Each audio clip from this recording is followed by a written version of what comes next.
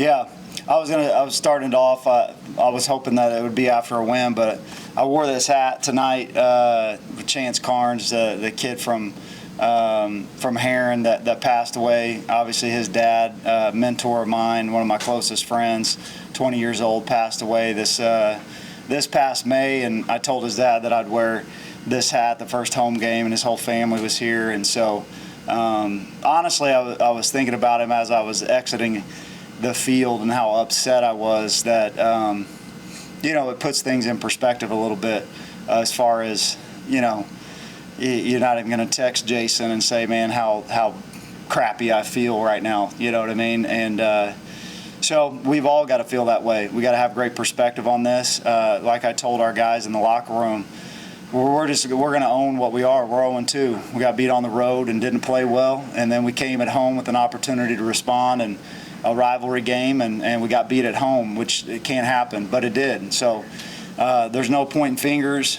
We've got to rally together and stay together, which we will. It starts with me at the top, and that's the standard that I have to make sure that everybody, coaches on down, have to meet. We've got 9 weeks left, and so there's a lot of football, a lot of season that this team's got left to play, and so we've got to get back in here. I talked a lot just about the military being in a foxhole, and there's going to be guys and people on the outside that have a lot of things to say, and that's their job as fans, to be mad. If you're going to be mad at somebody, you can be mad at me. We're not going to point our fingers at these student athletes.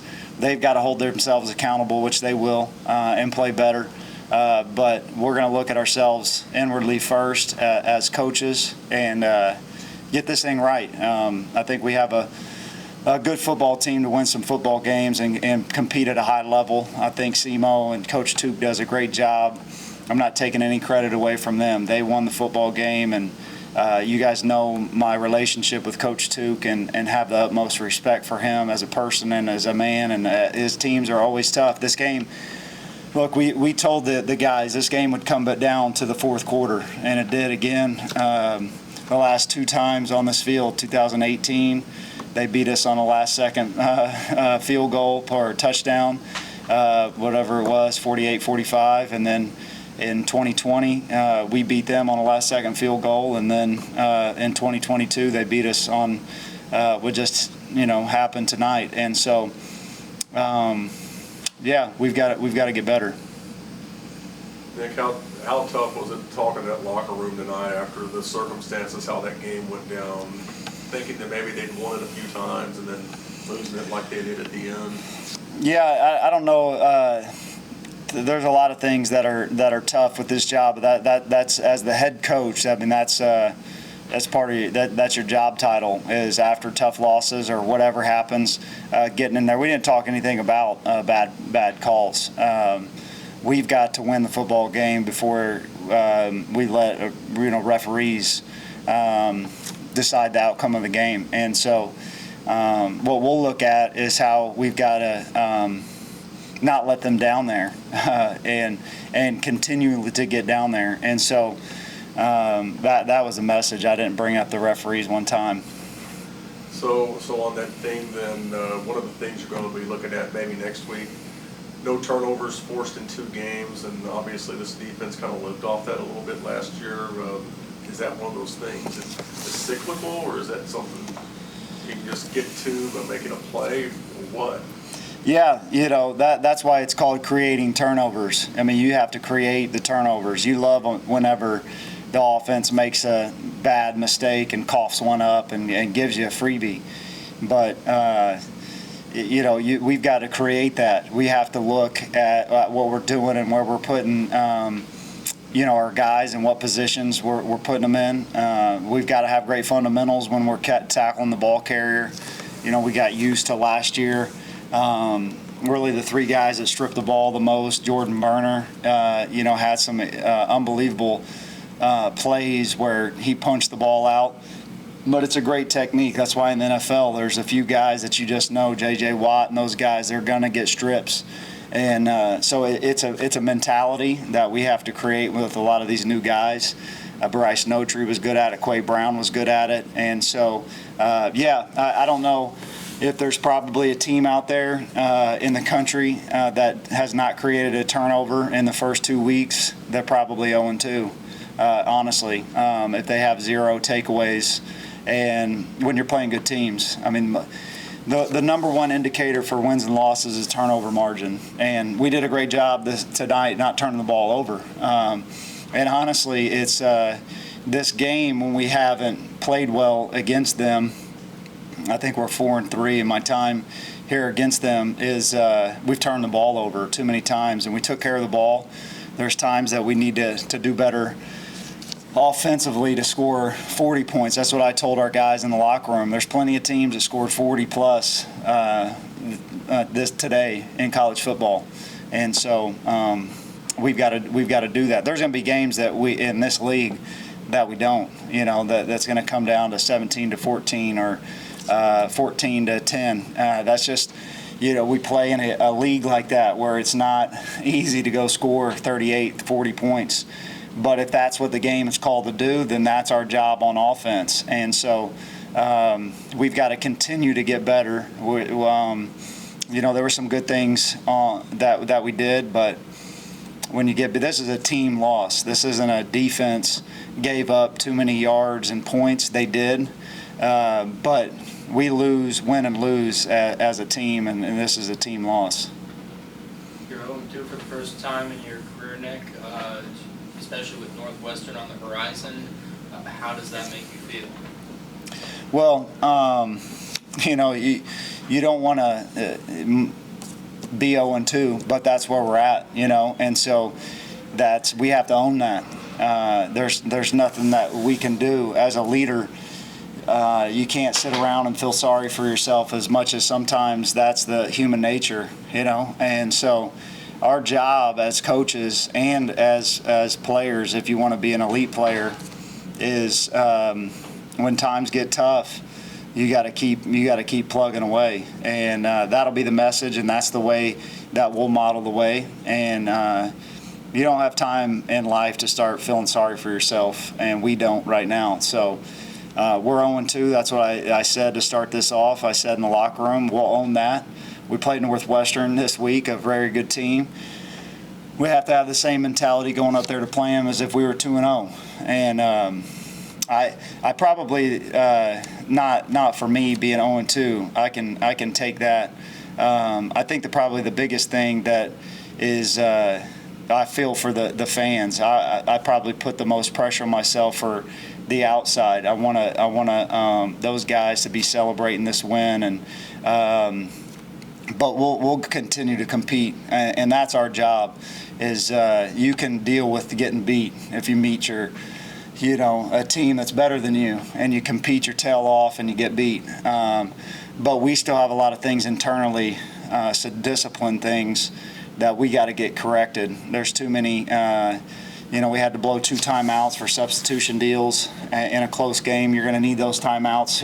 We could have had a minute 17 right there if they would have scored, and we would have needed those timeouts. Those are little things that will cost you football games, and that starts with the coaches, with myself. And so we'll get those corrected and keep competing.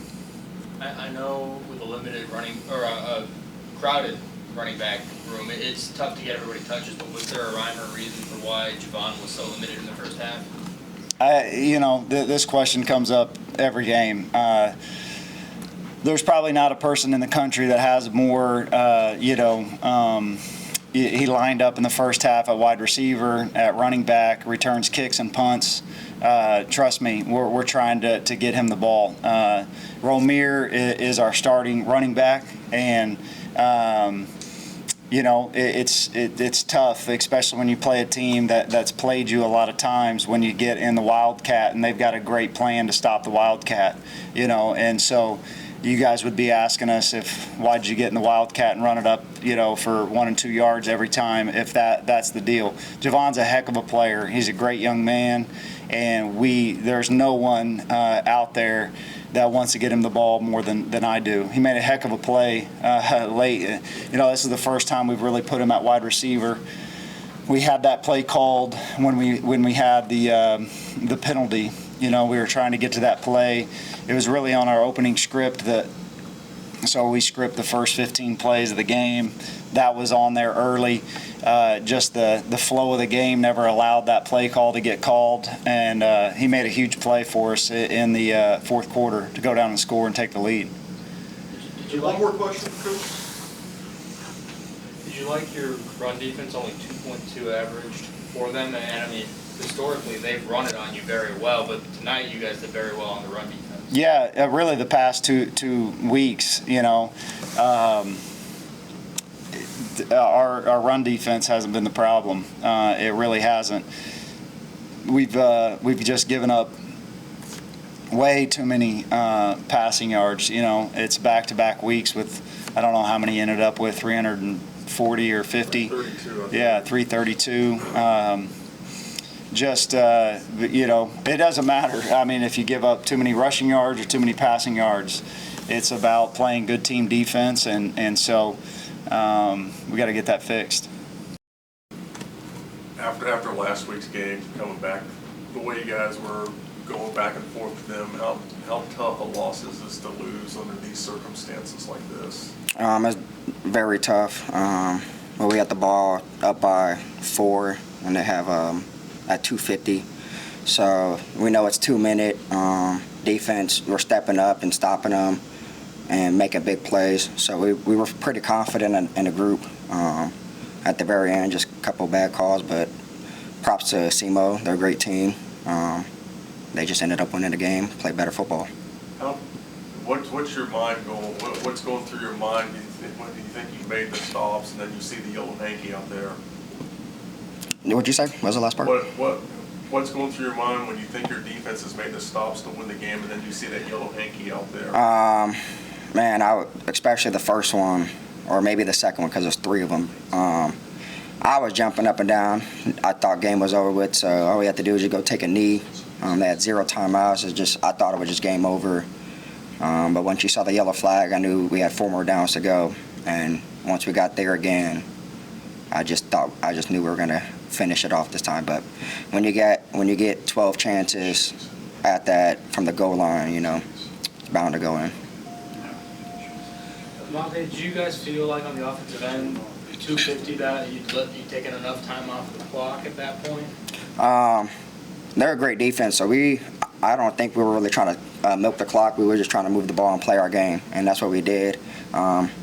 It took a lot longer to score. Went into our favor, so thinking at 250, tough to move the ball from where they had it at to go score. Did you feel like the ball was spread out enough? I mean, you guys have plenty of weapons, and you always have for the past couple of years, but especially tonight, did you feel like you guys got spread out enough that no one receiver or back was getting much attention? Yeah, everybody, Javon, Justin, Rowe, all had their touches. All of us receivers, me, my twin, Deontay, Jathan, and Zach, they got in a lot of experience. They're really young receivers, and I'm gonna be like, I can't wait to see what they're gonna do in this program. We definitely spread the ball out a lot, and that's harder for teams to pick up what we're gonna do each week when we have so many weapons to get the ball to. Where did you feel like the offense's level of execution was this week in comparison to the past? Last week was really terrible execution. This week was probably about average. We can do a lot more execution. Me and Bake missed opportunities. There was a couple of times where I ran a wrong route one time and then didn't finish one of my routes on the tunnel. So there's things that I can fix, there's things that he can fix, and there's a lot that was left out on the field execution-wise. 0-2 start, how's that make this team feel? You feel because it's something that obviously I don't think Nick Hill is coaching 0-2 teams. So how does it just make you feel to start 0-2? It's a fat chip to bite. Want to take home and watch the film and get better on. But last year's team was a way different team. That they went 2-9 to start their journey whenever they first got to college. So. That was a team that was built together and was a one bond. This is a brand new, different team. So, you know, it's going to be something that we're going to have to come together as a team and bounce back from. Okay. Anything else for Avante? I got just one. Just any way to kind of just describe the ups and downs of this game, how high you guys were and how low you guys were throughout it. It was definitely an interesting game. It was a fun game to play in. Granted that we lost, but a lot that I learned from the game, and they were just a great team, and seeing us both go up and down it's football, so you know it's great to see that, and it's fun. That's why we love to play the game. There's a lot of up and down, just like the Texas-Alabama game, so